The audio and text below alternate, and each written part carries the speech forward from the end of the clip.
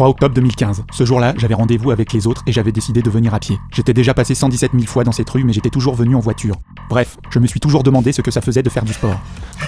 Ça fait mal aux pieds, ça fait mal aux cuisses, ça fait mal aux poumons, ça fait transpirer. C'est à ce moment-là que j'ai vu mon oncle, ma tante et Thomas passer en fauteuil roulant. Je me suis toujours demandé ce qui motive les gens à faire des efforts. Est-ce que c'est pour maigrir? Est-ce que c'est pour frimer? Est-ce que c'est pour économiser 1 litre de gasoil? C'est Renaud qui vient de passer, j'y crois pas, il va être en avance.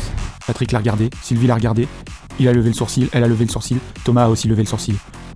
Ça fait 2 heures que maman est devant la porte, elle est sortie il y a 2 heures, ressortie il y a 1h30, sortie il y a 1 heure, et aussi il y a une demi-heure, et ses parents sont arrivés.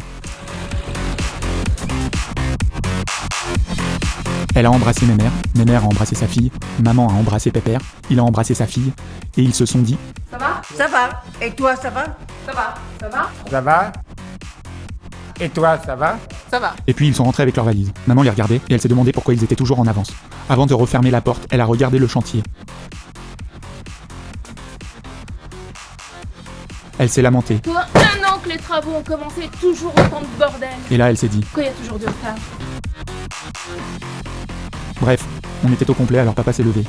Il a dit C'est bon, il est 4 heures, on y va là. Pépère s'est levé, Thomas s'est levé, Mémère s'est levé, Patrick s'est levé, maman s'est levée, Sylvie s'est levée, je me suis levé. Et puis on s'est affolé. Et on s'est demandé Tu vas, toi? Et toi, t'y vas? Allez, les valises. Et toi, t'y vas? Et toi, t'y vas? Et toi, t'y vas? Et toi, t'y vas?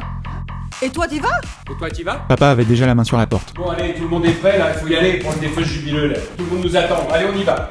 Et puis on s'est compté, il y avait du monde. Il y avait Thomas, il y avait moi, il y avait Patrick, il y avait maman, il y avait Mémère, il y avait Pépère, il y avait Sylvie, et puis le téléphone a sonné.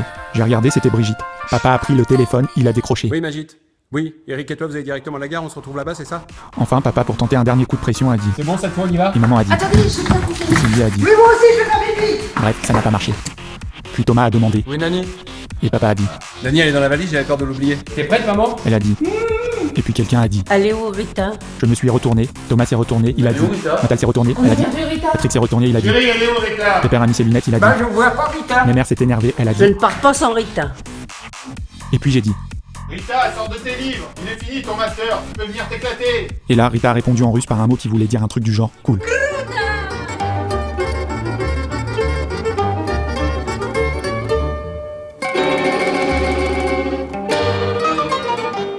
Bref, on était prêts et on pouvait aller au défeu jubilé.